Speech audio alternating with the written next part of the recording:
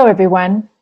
This is the last installment of my 6-part blog series about my experience moving from the corporate space to working for a community-based organization in this podcast entitled From Corporate to Community, A Tale of Two Realities.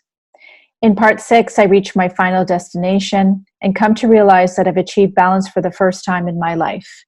Today, we discuss the Housing First model and how my overall journey landed me in a place where I could take my expertise to help others find and stay in long-term housing in part 6, Achieving Balance. When in the corporate world, I remember visiting our offices downtown and walking around the homeless on my way to our penthouse suite. In the blazing heat of the summer or the bitter cold winters with temperatures hitting record lows of minus 25, I often wondered why they did not stay in shelters. Acquaintances would warn me not to give them money because instead of charity, I would be feeding their drug habits. Or they would try to convince me that this was all part of some elaborate scam to extort money from the sympathetic passerby, when in reality they were living in a home with a car and an extensive entertainment system. These stories were few and far between, because I knew the reality was the vast majority were homeless due to mental illness and drug addictions. A transient population, moving through jails and hospitals only to land back on the streets because shelters and group homes were ill-equipped to handle their behaviors induced by mental illness and drug use. The homelessness issue only became worse when these individuals were marginalized and ostracized to uninhabitable areas in the community, because people didn't want them near their neighborhood. City councils were tasked with the unwanted, vulnerable population to find them safe and affordable housing. For their families and loved ones who were no longer capable of housing them, this was an extremely difficult predicament. I began to wonder, who are we as a society to shun them or pawn them off as someone else's problem? People in the community can cast stones, but what if this happened to their loved one? I imagine what the families must go through. The constant worry when a parent, sibling, grandparent, or child is released into the community without any support or services in place. How emotionally exhausting it must be. Not to have peace of mind, not to know if tomorrow they will still be alive. For those individuals who stay in shelters or group homes, they run the risk of not being able to sustain daily living without their needs being met to ensure stability in their environment. SupportiveLiving.ca works closely with social workers, ACT teams, hospital discharge planners, doctors, family members, support services, pharmacies, and other many community partners to provide stable, affordable housing.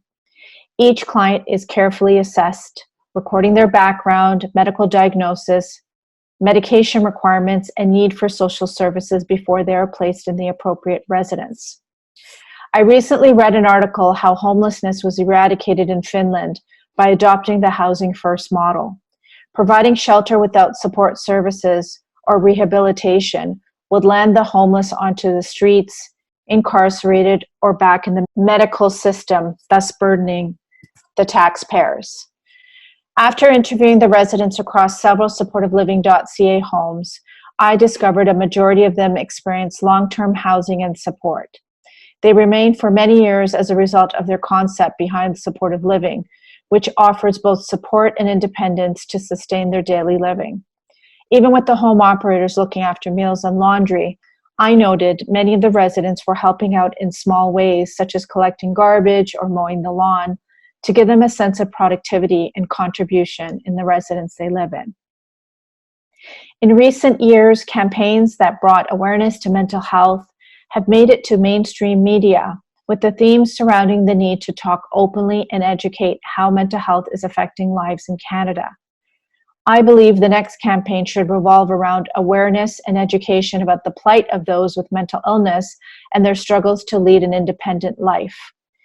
Instead of the communities fighting to exclude them, we should be fighting on how we can live together harmoniously.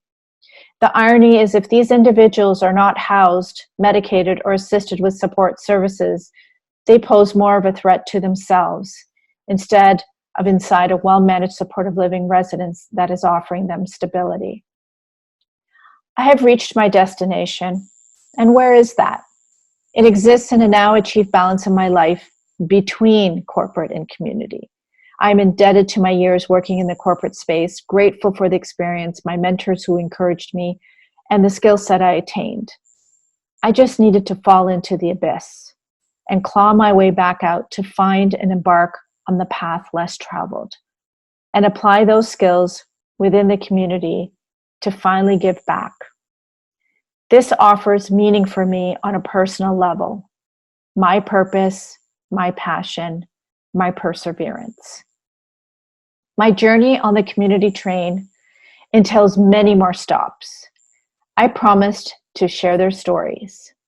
Residents, staff, clients, community. I can fly high around this mountain and provide a bird's eye view, but they are all in the trenches every single day. My next blog series endeavors to relay those stories, to warm your heart and show how each one of them is making a difference when it comes to housing and mental health. Here is your next train ticket. Come and join me. Thank you for listening to Part 6, Achieving Balance. This has been a tremendous experience sharing my journey with you. I hope on a personal level you took away some tips on how to let go, embrace change, and be open to new opportunities. My next blog series will revolve around sharing stories of our residents, frontline staff, and community partners. I hope to share this in June for your reading and listening pleasure. Until next time, this is Shama signing off. And remember, be well and stay well.